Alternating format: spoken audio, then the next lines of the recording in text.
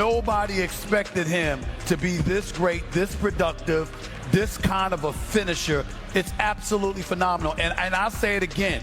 I think Jalen Brunson saved the NBA. I really, really do. Because when you talked about the NBA, everybody was caught up in Wembanyama. It's the 7'5" freak of nature. And everybody was preparing for, how are we going to deal with this? How you going to guard this man? How you going to deal with the defensive prowess he brings to the table? How you going to do all of these things?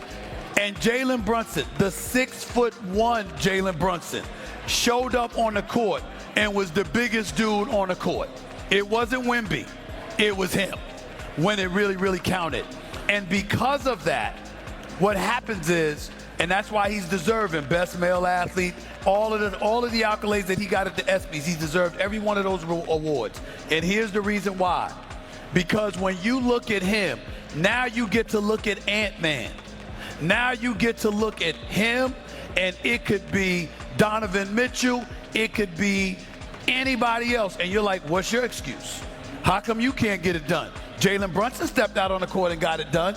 Before, we were looking forward to 7'5", how you gonna answer that? Chet Holmgren looked like a petrified puppy in the conference finals against Wemby in San Antonio, with Wemby coming from him. And I was sitting there talking about, you got to go and get Giannis if you Oklahoma City. Oklahoma City's got 13 first-round picks and about 16 second-round picks over the next 6 years. What the hell you gonna do if you Sam Presti? Take him to the grave with you? You got to trade and get Giannis because Chet Holmgren's scared. But then they drafted Maya out of Michigan, so we'll see what happens. In the end, what it comes down to is that we were preparing as a basketball universe to figure out, oh my God, what are you going to do about Victor Wembanyama? Jalen Brunson showed you what you can do against Victor Wembanyama. And because he's shown you what you can do, now you're looking at all of these 6'4", 6'5", 6'6" guys, and you have no excuse. Because if Jalen Brunson did it, you're supposed to be able to do it. And if you don't do it, that's on you. Because he did it, you better figure it out. That's the same guy that loved Detroit in the middle of February. Won't let him forget it, will you? You won't let him forget it. Be fair. Be fair. Now listen. You told everybody Pistons. It was Valentine's. You were off with that. It was Valentine's. I was there. Now all of a sudden the Knicks and Brunson are the greatest thing since life. You're going to get me Brunsoned out. Everybody. He deserves it. Enough. I'm not disputing that, but my goodness gracious. Did you get enough of Bird? Greatest winner in sports. I could come up with a couple of people better. Did you feel that way about Bird? Did you feel that way? Did Bird have to win 3 titles and 3 MVPs before you were that way? You were that way before Bird pulled that off. He's not Larry Bird. I'm not saying that. You were that way about Bird before Bird won all of that. Well, guess what? He's the winner. Who's sitting right now, doggy? Who's the reigning defending NBA champion?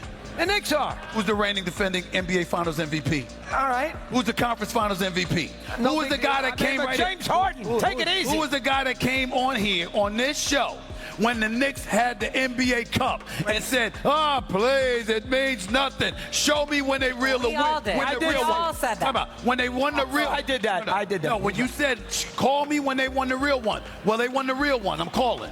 What's up now? Because they did it. They followed up. What's up now?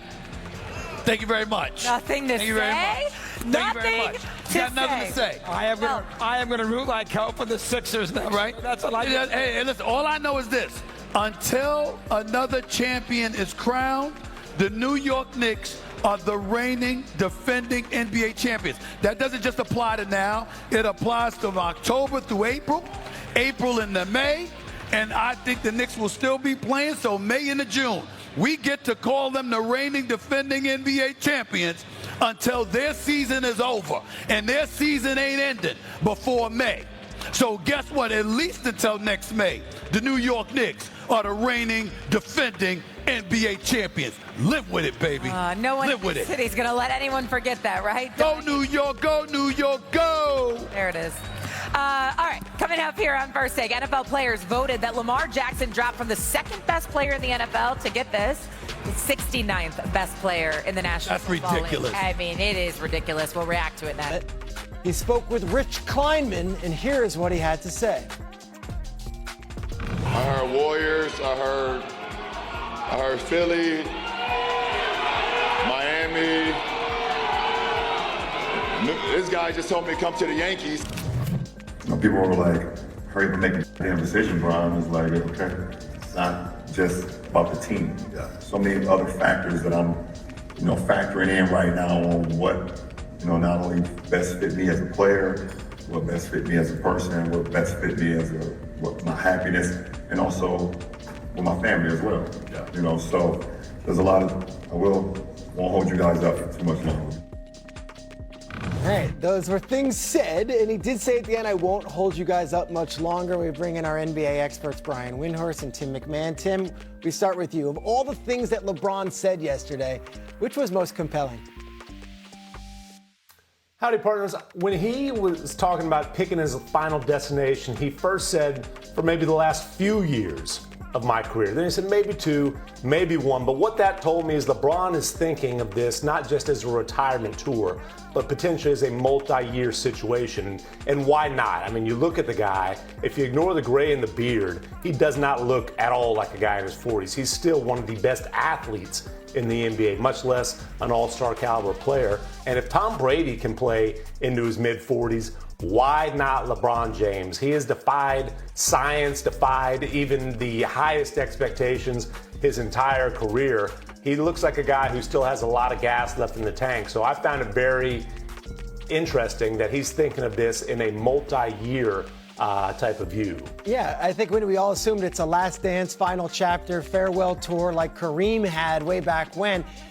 Maybe not, though. It's interesting that we in the media here that aren't in the NBA's inside circles are listening to this interview like it's, Frost Nixon. What can we get out of this? How's the rest of the league reacting to LeBron's comments from yesterday?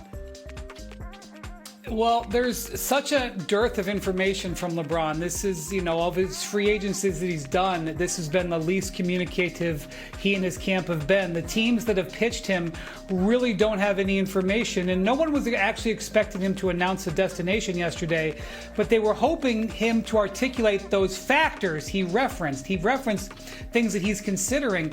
Is it style of play? Is it, potential teammates? Would it be related to whether a team would be able to raise more than the minimum contract?